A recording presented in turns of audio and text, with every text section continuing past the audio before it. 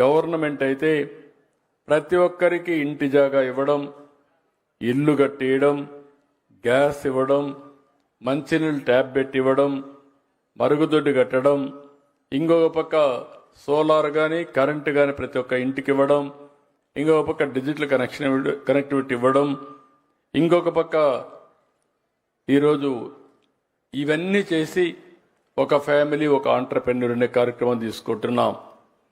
ఇవన్నీ చేసిన తర్వాత కూడా ప్రభుత్వ బాధ్యతగా ప్రభుత్వం చేస్తున్నాం. అయితే ఇంకా ఆర్థిక అసమానతలు తగ్గుతాయంటే దీనికి సమయం పడుతుంది. దానికోసమే ఈరోజు ఒక వినూత్నమైన కార్యక్రమం P4 ఇప్పుడే కొంతమంది మాట్లాడారు. ఒక పక్క మార్గదర్శి, ఒక పక్క బంగారు కుటుంబం. బంగారు కుటుంబం కూడా తక్కువ కాదు. మేము కూడా ఒకప్పుడు పేద కుటుంబాల నుంచి వచ్చాం. మామూలు మధ్యతరగతి కుటుంబాలే, ఒక రైతు కుటుంబం.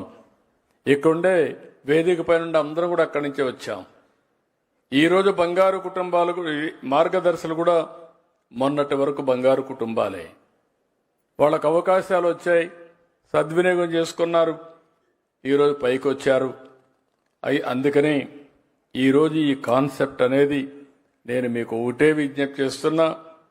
2047 స్వర్ణాంధ్రప్రదేశ్ విజన్ డాక్యుమెంట్ తయారు చేశాం.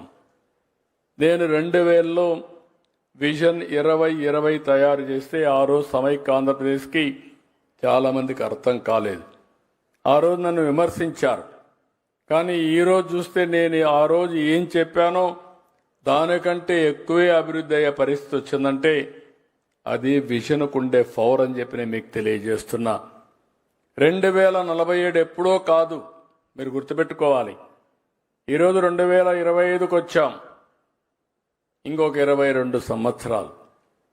ఈ 22 సంవత్సరాల్లో భారతదేశం నెంబర్ 2 కానీ నెంబర్ 1 తయారయ్యే అవకాశం ఉంది. అందులో ఆంధ్రప్రదేశ్ భారతదేశంలో నాకు ఏమాత్రం అనుమానం లేదు. ఇంత మునిపే మన మిత్రుడు చెప్పినట్టు మళ్ళా మీరంతా వైకుంఠపాడు ఆడితే తప్ప కంటిన్యూగా కన్సిస్టెంట్గా గవర్నమెంట్ ఉంటే 2047కి భారతదేశంలో అగ్ర రాష్ట్రానికి చిరునామాగా ఆంధ్రప్రదేశ్ ఉంటుంది. దీంట్లో అనుమానమే లేదు.